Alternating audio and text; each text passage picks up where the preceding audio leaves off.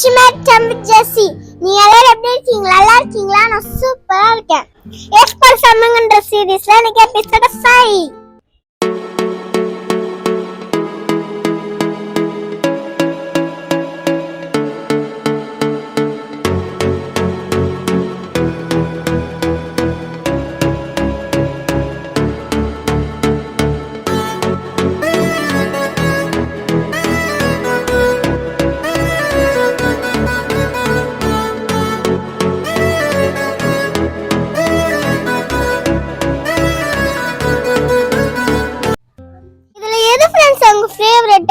Reels பாக்குறதா, இல்லாட்டி Doraemon பாக்குறதா, இல்லாட்டி மோட்டு பாட்டுல சின்சான், இல்லாட்டி யூடியூப்ல ஷார்ட்ஸ் பாக்குறதா, எது உங்க ஃபேவரட்?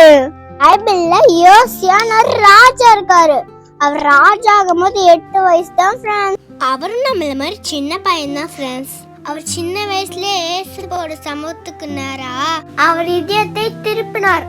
அவர் இயேசுவோட சமூகத்தை ரொம்ப நேசிச்சதுனால அவரு இயேசுவுக்கு பிடிக்காத அருவருப்பான காரியங்கள், ஐடல் வர்ஷிப் எல்லாம் எடுத்துட்டாரு அந்த நாட்டுல.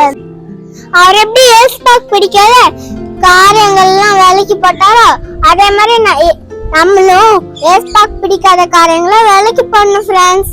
இந்த யூடியூப் பாக்குறது, இன்ஸ்டால ரீல்ஸ் பாக்குறது இதெல்லாம் இயேசுவுக்கு பிடிக்காத காரியம் ஃப்ரெண்ட்ஸ். ஏஸ்பக் பிரியமில்லாதது பார்த்துட்டு எப்படி ஏஸ்பக் சமூகத்துக்கு வர முடியும்?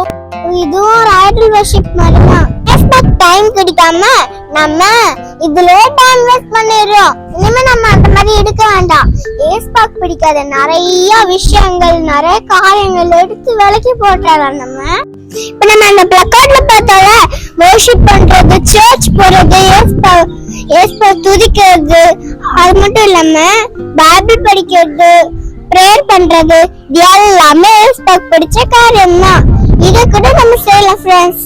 அந்த ராஜா பிடிச்ச காரியங்கள் செய்ததுனால பைபிள்ல அந்த ராஜா போல யாருமே இல்ல அப்படின்னு சொல்லி போட்டிருக்கு. நம்மளும் சின்ன வயசுல இருந்து நம்மளும் ஏஸ்பக் பிடிச்ச மாதிரி இருந்தனா நம்மளும் பெரிய ஆளகம் நம்மளும் யூனிக்கா இருப்போம் ஃப்ரெண்ட்ஸ். ஓகே ஃப்ரெண்ட்ஸ், நான் கிளம்புறேன். நெக்ஸ்ட் மீட்டிங் ஜெசில சந்திக்கிறேன். Bye bye friends.